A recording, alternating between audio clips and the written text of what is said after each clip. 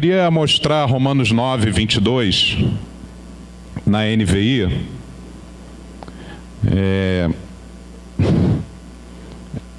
Ela tem eu vou ler. Romanos 9, 22, só que na versão NVI, que está na tela aí. E se Deus, querendo mostrar a sua ira e tornar conhecido o seu poder, suportou com grande paciência os vasos de sua ira, preparados para a destruição. É só isso. Essa escritura me intrigou aí nesse período de férias, né? Eu li e a minha pergunta é a seguinte: como é que Deus, querendo mostrar a sua ira, ele suporta com paciência? Como assim?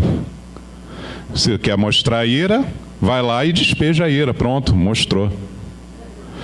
Mas como é que suportar alguma coisa com paciência é uma demonstração de ira? Então essa que foi a pergunta que eu fiz quando eu li. Às vezes a gente lê, né, nem deixa passar, né? Mas, bom, o tema da aula de hoje é a paciência de Deus e conselhos para o ano novo. É sobre isso que eu quero falar hoje, a paciência de Deus e conselhos para o ano novo. A paciência, ela é algo muito interessante, né? Ela é um atributo assim que as pessoas nem sempre dão muito valor, muita atenção, como se fosse uma coisa secundária, né? Paciência, né? E até também um dos motivos que as pessoas não conseguem pensar nessa coisa da paciência é porque normalmente ela vem junto com a misericórdia, com a bondade, né? E isso quando a gente pensa na paciência de Deus também. Então, às vezes é difícil diferenciar, né, quando é paciência, quando é misericórdia, enfim. Mas a paciência é um atributo muito interessante. E para você ter ideia da importância, 1 Coríntios 13, versículo 4, que é o famoso hino ao amor cristão. 1 Coríntios 13, versículo 4. Quem ama é paciente e bondoso. Só aí. Ou, em outras versões, o amor é paciente. A primeira palavra do amor é paciência. Eu acho que se pudesse resumir tudo que é o amor, talvez a gente poderia falar em paciência. É a primeira é a mais importante. Aí depois vem todas as outras que falam sobre amor. Veja como a paciência é importante. É a primeira. Mas o que é paciência, afinal de contas? E principalmente, o que é a paciência de Deus? Né? Então vamos ler Salmo 145, versículo 8.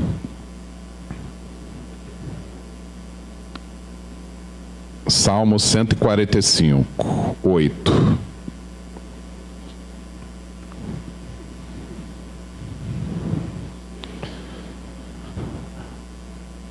O Senhor Deus é bom e cheio de compaixão. Ele demora a ficar irado e tem sempre muito amor. A definição de paciência é você frear a sua ira. Paciência é isso. É você retardar, você não demonstrar naquele momento a sua reação ou sua ação, principalmente a sua ira. Isso basicamente é paciência. É bem simples, né, o conceito, mas às vezes é tão difícil praticar. Né, a gente quer falar logo, quer reagir logo. E a paciência é algo interessante, principalmente quando a gente pensa em Deus. Por quê? A paciência é você ter controle sobre você mesmo. Então Deus, Ele tem controle sobre Ele mesmo. As pessoas, a gente costuma falar que Deus, Ele pode tudo, né? O poder de Deus é infinito. Mas olha que incrível, é um poder tão incrível, tão infinito, que é um poder que consegue controlar Ele mesmo. Deus consegue frear Ele mesmo. Incrível, né? Como é que é tanto poder que Ele consegue frear a si mesmo? Ele se controla, né? Que faz Deus, por exemplo, tolerar os maus e demorar para aplicar o castigo. Isso é incrível, né? Deus freia a sua ira porque Ele tem muito poder. Ou seja, não é só poder sobre todas as coisas que nós já sabemos, é sobre Ele mesmo também. E Provérbios 16 fala sobre isso. O poder dessa característica, que é você ter paciência. Provérbios 16.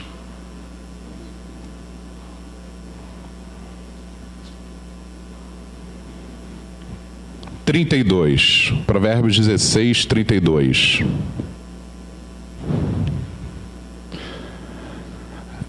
Vale mais ter paciência do que ser valente. É melhor saber se controlar do que conquistar cidades inteiras. Uau! Vale mais ter paciência do que você conquistar o mundo. Incrível, né? Mas ninguém vê, né? A paciência. Conquistar o mundo, todo mundo vê, né?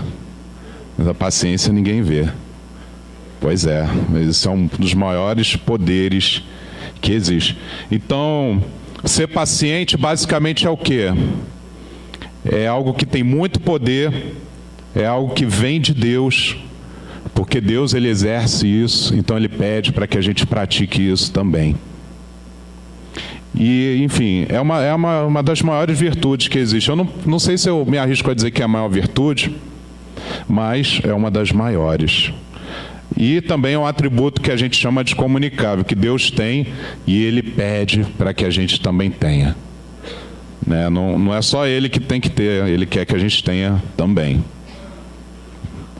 E vamos voltar para aquela escritura de Romanos 9, agora na linguagem de hoje, Romanos 9, do 17, agora só que a partir do 17. Romanos 9, 17.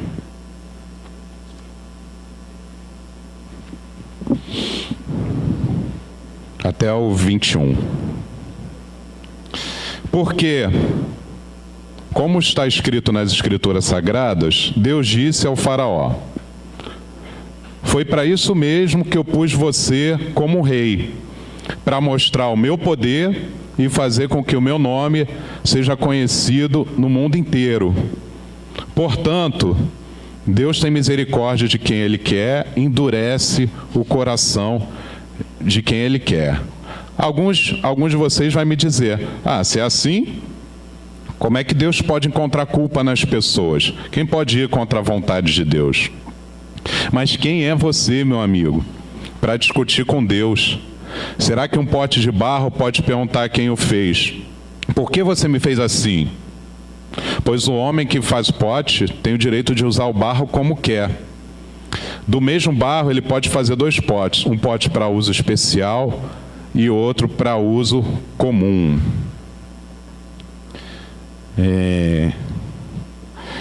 Ele começa falando do faraó, né? Aqui quem está falando é Paulo, tá?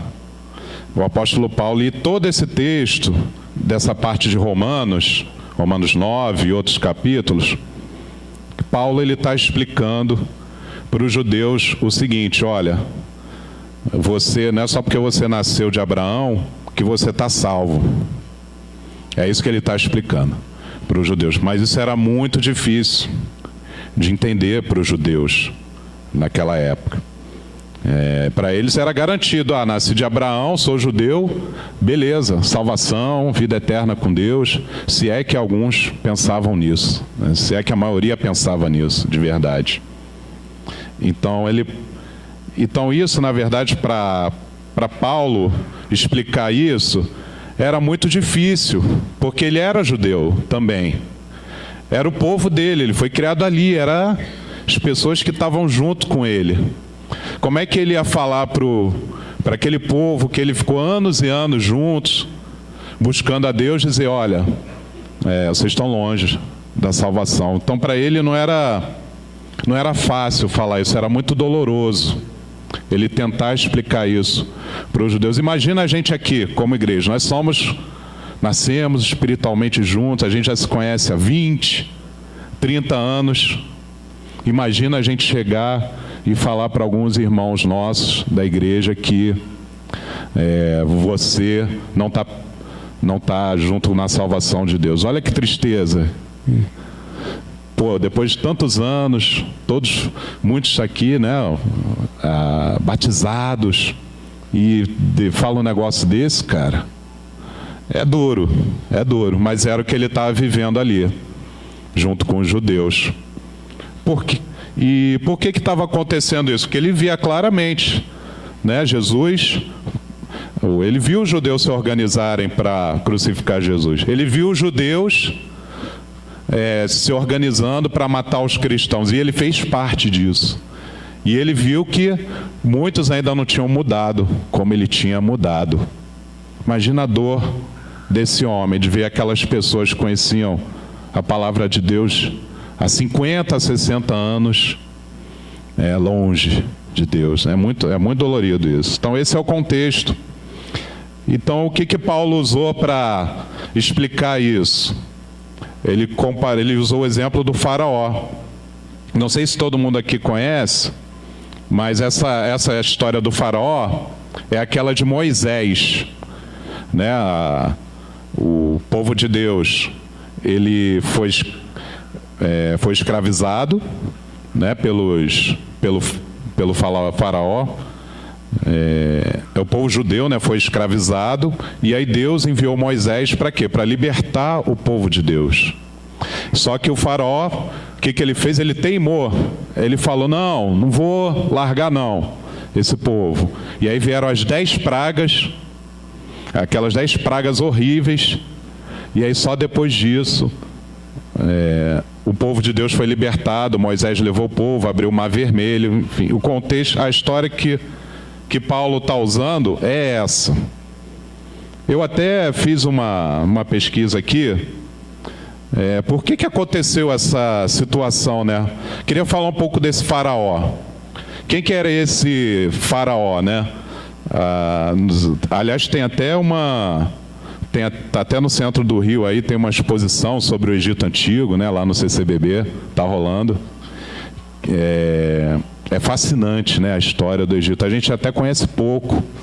Eu acho que é bem interessante a gente conhecer. Mas o Egito, o que eles fizeram, basicamente, para organizar a história, né? Porque foram tantos faraós, tanta gente, que eles dividiram em dinastias, né? Um grupo de faraós de uma determinada linhagem, enfim, era uma dinastia, ou de uma determinada forma de pensar, enfim. Era um grupo de faraós seguidos, aquilo era uma dinastia. E teve um momento, segundo a história, foi a 17ª dinastia dos faraós. Ela foi uma dinastia diferente, porque tinha faraós estrangeiros, né, que não eram egípcios de nascimento ali, né? E diz que foi nessa época, mais ou menos, que um deles, né, essa foi a época de José, né, como a gente conhece a história, que foi vendido como escravo e aí se tornou uma grande autoridade lá no Egito. Então, isso aí aconteceu na 17ª dinastia dos faraós. E aí foi essa época que os estrangeiros estavam ali presentes. Foi a época que os judeus foram para o Egito. Aquela época, aquela história que a gente conhece. Só que aí, no final dessa dinastia, teve um rei, um chefe militar, que ele fez um golpe. E ele era egípcio, de nascimento. Aí ele falou, agora eu vou tomar o poder aqui no Egito. Agora vai ser egípcio de sangue mesmo, raiz. Né? E aí fez o golpe de Estado. E aí qual era o plano dele? Agora o Egito vai ser grande, né? E aí ele, então vou fazer o seguinte, eu vou escravizar esse povo judeu que está aqui e a gente vai conquistar um monte de terras. E assim começou a 18ª dinastia dos faraós. Dizem que esse primeiro, né, ele era o cara que a Bíblia fala que não conhecia José. Não conheceu a história dos judeus, não conheceu, e ele inaugurou e foi em frente com esse plano aí de ganância, expansão. Então, esse foi o contexto do faraó que não quis liberar os judeus. Não foi necessariamente esse primeiro, dizem que mas foi dessa dinastia o faraó que não quis libertar. Então veja que o coração dele estava duro, queria reino, expansão, escravidar, vamos embora, vamos crescer, vamos escravizar aí esses judeus, seja lá quem for, porque a gente tem que ser forte. O Egito tem que ser forte. Então, esse foi o contexto. Aí o que fala essa escritura aqui? Fala o seguinte, que Deus, ele endureceu o coração do faraó, endureceu. O faraó pecou, não libertando os judeus? Ele pecou. Ele pecou sim. Mas a culpa do pecado desse faraó é de Deus? Essa que é a pergunta. Não. A culpa não é de Deus. Apesar de Deus ter endurecido o coração dele, né? Aí ele faz uma argumentação. E Deus pode mexer com qualquer situação, do jeito que ele quer?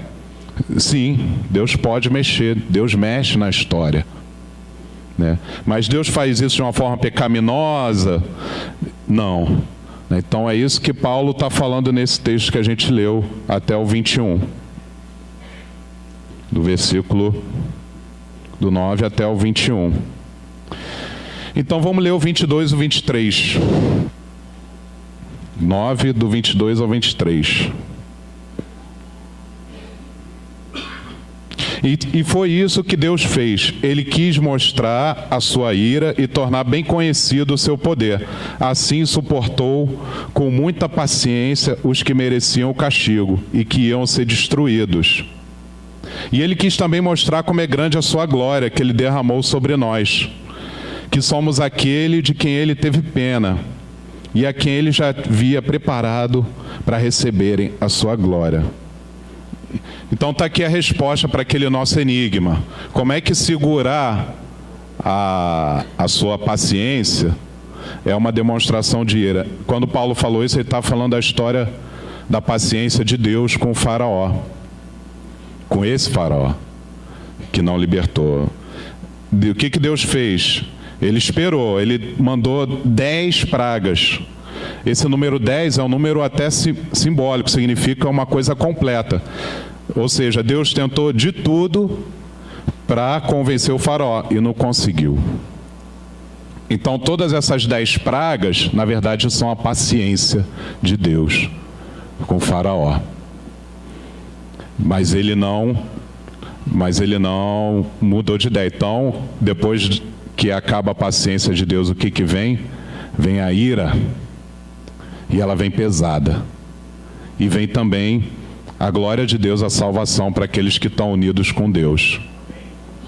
Então esse é o significado.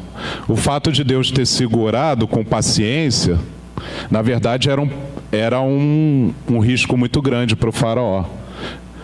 Não fez nada, não está fazendo nada, então beleza. Só que ele não estava entendendo ali que aquilo era um sinal de que havia uma ira muito forte em cima dele. Ele não percebeu isso. Ele viu a paciência de Deus e falou, beleza, se Deus aí é tranquilão. Aí ele fala e é paciente, vou abusar. Só que ele não se ligou nisso. E aí quando veio, foi tarde demais. Então, por que Paulo quis usar esse exemplo? Porque Paulo quis falar o seguinte, sabe os judeus, se você lê a história do Antigo Testamento, toda hora os judeus ficam testando a paciência de Deus, reclamando com Deus, aí Deus manda o profeta, aí eles matam o profeta, aí toda hora isso.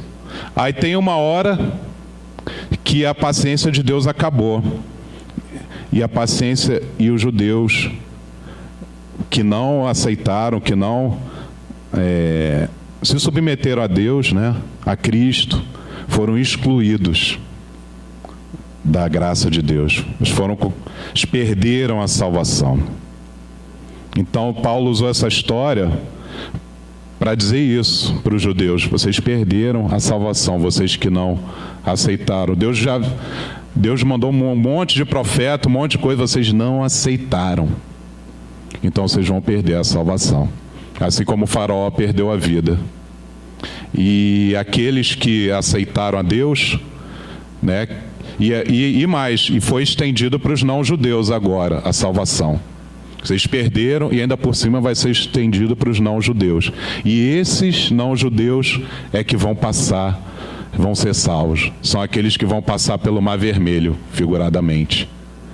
Somos nós, os brasileiros, os sul-americanos, americanos, os orientais, todos aqueles não-judeus que receberam Cristo. Esses são aqueles que vão passar no Mar Vermelho. Era isso que Paulo estava querendo dizer. Não tem mais esse negócio de só porque eu sou judeu e tá beleza, né? Então,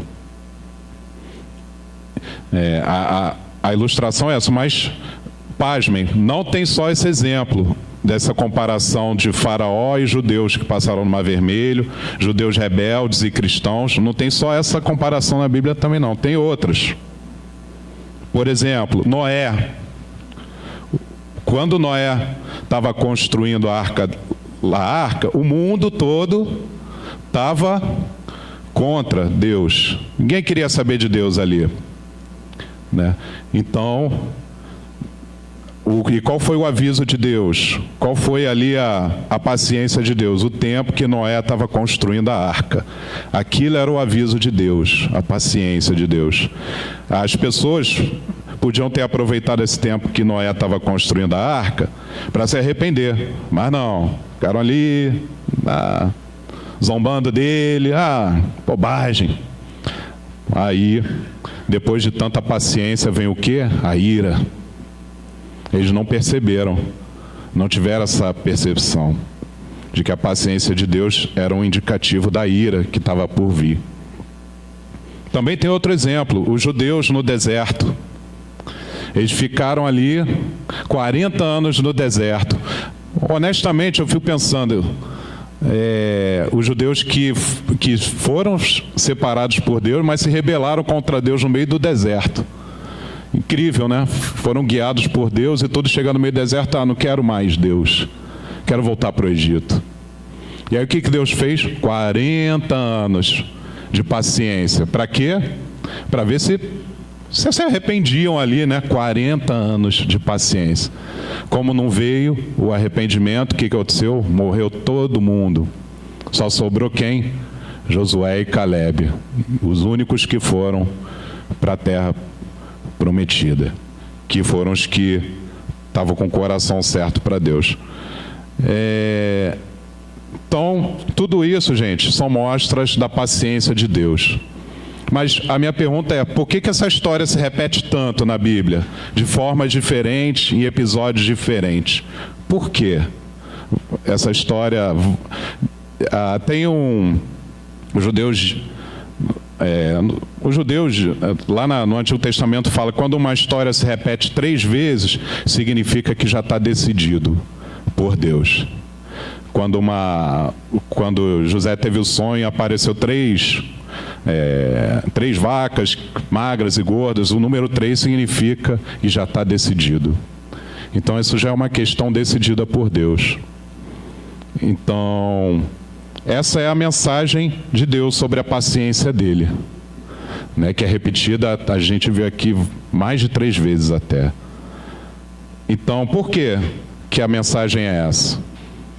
1 Coríntios 10, do 1 ao 12.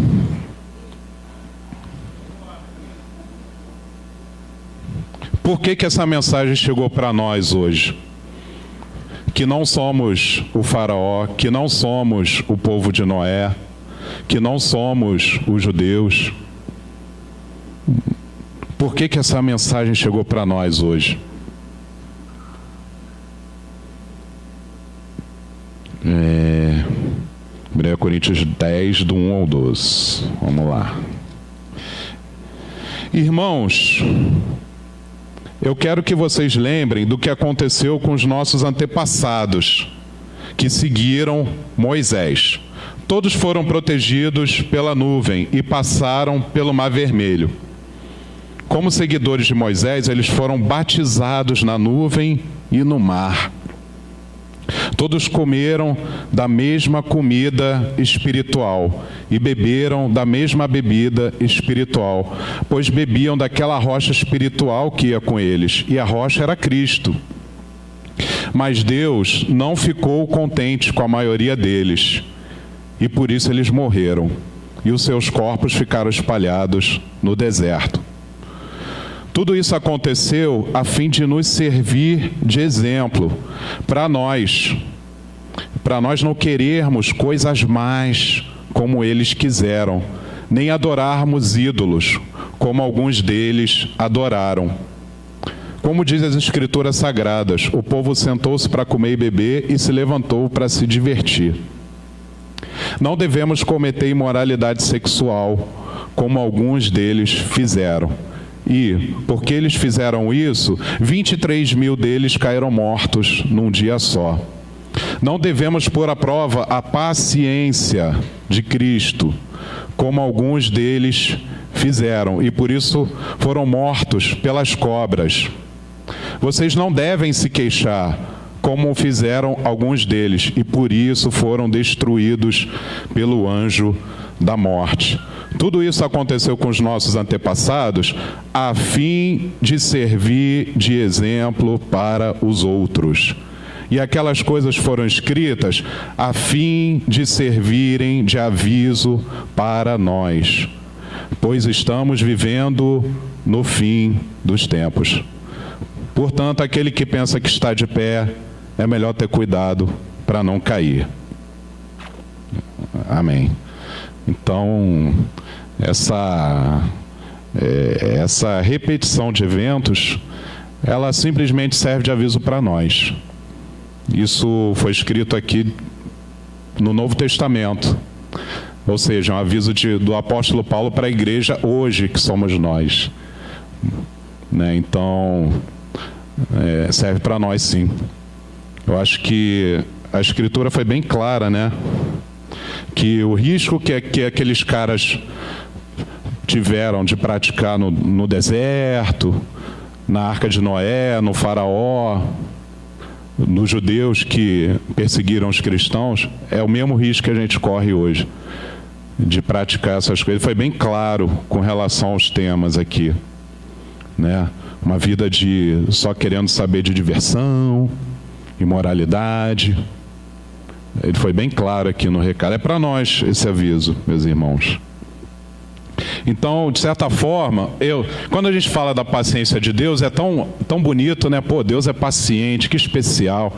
E é especial mesmo a paciência de Deus, né? Assim, pô, você peca e Deus não fica te acusando, isso é incrível. Mas tem esse lado também, esse lado que assusta. Se você, às vezes, chega um momento que Deus espera de uma forma que já é preparando uma ira muito grande. Então é bom a gente ter um certo temor também, aprender com esses exemplos, né? Deus é muito bom, sabe? Mas a gente não pode abusar da paciência dele, nem se entregar ao mundo, que é o que fala aqui. Não tem como. 2 Pedro 3 também fala sobre isso. 2 Pedro 3, do 3 ao 11. Vamos lá.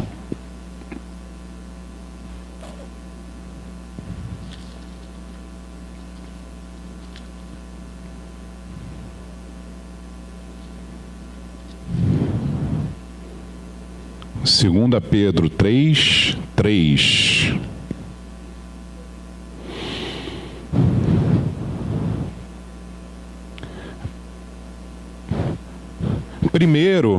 vocês precisam saber que nos últimos dias, olha os últimos dias aí de novo, vão aparecer homens dominados pelas suas próprias paixões. Eles vão zombar de vocês, dizendo: ele prometeu vir, não foi? Onde é que está ele? Os nossos pais morreram e tudo continua do mesmo jeito que era, desde a criação do mundo. Esses zombadores se esqueceram de propósito que há muito tempo Deus deu uma ordem e os céus e a terra foram criados.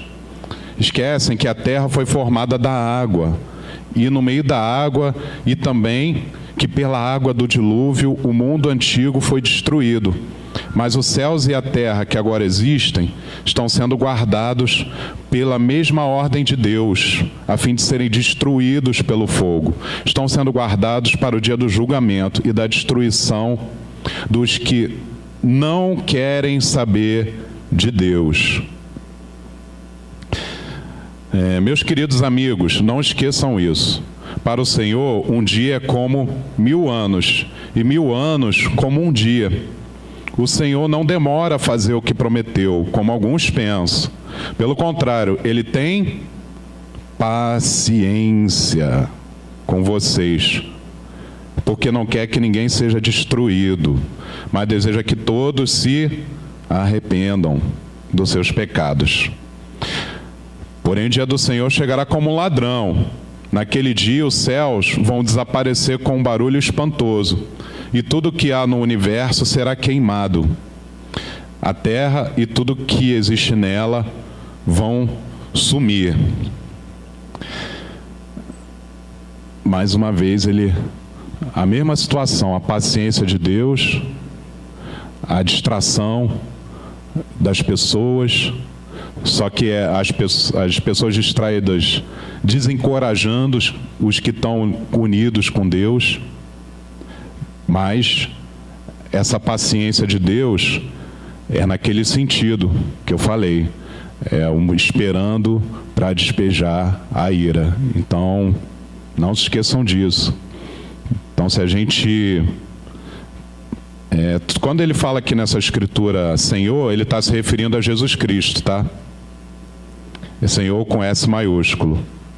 E, na verdade, todas aquelas coisas que aconteceram na antiguidade, todas as histórias que eu citei hoje, tudo aquilo é para falar sobre esse plano maior aqui, que é a paciência de Deus com aqueles que não querem saber de Deus, esperando aqueles poucos que vão querer alguma coisa com Deus, né? Independente se está dentro ou fora de uma congregação religiosa. Quem quer saber de Deus aqui? Independente de estar dentro ou fora de uma congregação. O plano já está definido, já está decidido e já está avisado. Agora, a decisão, se você quer saber de Deus ou você só quer saber do mundo, de curtir a vida, de pecar, é de cada um. Não vai ter essa de faz parte do grupo tal e não. Já está avisado aqui, a diferenciação vai ser essa. E a salvação também do homem veio por meio de Jesus Cristo, e a destruição também vai vir por meio dele. Se você não sabe, já está marcada a data para o mundo acabar, para o mundo ser destruído. Quem não sabia disso, agora está sabendo. E se você... Do fato é que todo ser humano precisa de arrependimento e do batismo em Jesus Cristo. Se você não sabia, se você ainda não teve a oportunidade de se arrepender dos seus pecados, confessar Jesus como o Senhor da sua vida e ser batizado em nome de Jesus, então não perca tempo, meu amigo, minha amiga, não perca tempo. E se você já viveu isso, né? Vamos ler o versículo 11, daqui mesmo, do 1 Pedro 3. O que a gente tem que viver? Sabendo que tudo isso vai ser destruído assim, então que tipo de gente que vocês precisam ser? A vida de vocês deve ser agradável a Deus e dedicada a Ele. Então, se tem alguma coisa que eu desejo para você em 2020, mesmo para você que já teve a oportunidade de ser batizado, e fica atento, porque você também pode cair, né? Você pode se fazer essa pergunta: a sua vida está agradável a Deus? A sua vida está dedicada a Deus? Como é que vai ser o seu ano de 2020? Então pensa aí, vamos pensar nisso. Meu conselho de ano novo é muito simples.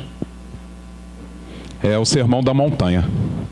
Se eu posso dar um conselho para vocês, viva o Sermão da Montanha. Eu não combinei com o Almir, não, mas ele falou a primeira parte do Sermão da Montanha hoje.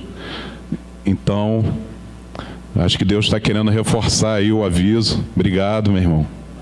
Então, eu resumi em algumas frases muito simples os conselhos de ano novo. Na verdade, irmãos, são coisas que eu aprendi nas minhas férias, porque eu errei nessas coisas, eu vacilei em cada um desses pontos. Então, mas eu queria dividir também com vocês para que a gente possa praticar. Por exemplo, primeiro conselho: se relacionar bem é mais importante do que ter razão. Isso está lá em Mateus 5, do 21 ao 26, que eu não vou ler. Foi exatamente o que o nosso irmão falou aqui. Não importa quem tinha razão, buscaram se reconciliar e se relacionar bem. E aí, você está levando isso a sério ou você está deixando rolar os conflitos e as diferenças e as mágoas, né? Então, a gente realmente precisa aprender isso, já que foi falado aqui. Então, é mensagem de Deus, meus irmãos, para nós. Segundo conselho: leve mais a sério a batalha contra a impureza sexual. Também foi falado lá naquela escritura que a gente leu e fala no Sermão da Montanha, que é Mateus 5, 27 ao 30. E aí, estamos levando a sério isso? Ou estamos deixando rolar a imoralidade, a impureza, a cobiça no olhar? Segundo conselho aí para o nosso ano novo, tá? Terceiro conselho: isso eu aprendi com o irmão da Eliana. Ele está fazendo seminário lá na Igreja Católica, e eu aprecio uma coisa interessante, né? O meu terceiro, eu aprecio a constância dele, de querer buscar a Deus, a disciplina de buscar a Deus todo dia, né? Ele tem esse esforço, e eu quero dizer que eu te admiro muito, meu cunhado, por esse seu esforço. É um exemplo para mim. Eu desejo alcançar essa constância. Então, o meu terceiro conselho é: constância é melhor do que intensidade ao buscar a Deus. Então, você fica naquele vai e vem, tenta ser mais constante com Deus. Acho que vai ser muito melhor para você do que ficar oscilando. Mateus 6, do 5 ao 15, é a referência para essa. Quarto conselho: as pessoas são mais importantes do que as realizações. Isso é uma coisa também que eu aprendi, né? Querendo fazer muitas coisas, às vezes as pessoas mesmo não são a prioridade. Eu aprendi isso com a minha esposa nas férias. Que nas férias a gente quer fazer muitas coisas, mas as pessoas são mais importantes do que as realizações. Isso está em Mateus 6, do 19 ao 21.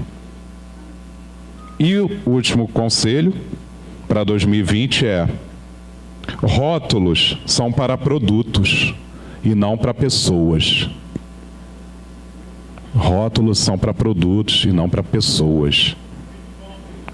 Então, observe os seus pensamentos e as suas palavras a respeito de outras pessoas. Tire os rótulos. Muda a forma de ver. São coisas que eu estou aprendendo ainda, mas isso está em Mateus 7, do 1 ao 6. Tá? Isso é o sermão da montanha, mas tem muito mais outras coisas. Mas eu vou deixar essas aqui para a gente começar 2020 e encorajar a gente a considerar com muito carinho a paciência de Deus, mas também com muito temor, para que a paciência de Deus conosco não seja aquela paciência de que Deus está pronto para despejar uma ira muito pesada, né? Então, a gente pode mudar as coisas, que a gente mude e se arrependa, para que a gente possa não abusar aí da paciência de Deus. Amém? Então é isso que eu queria compartilhar. Obrigado aí, gente.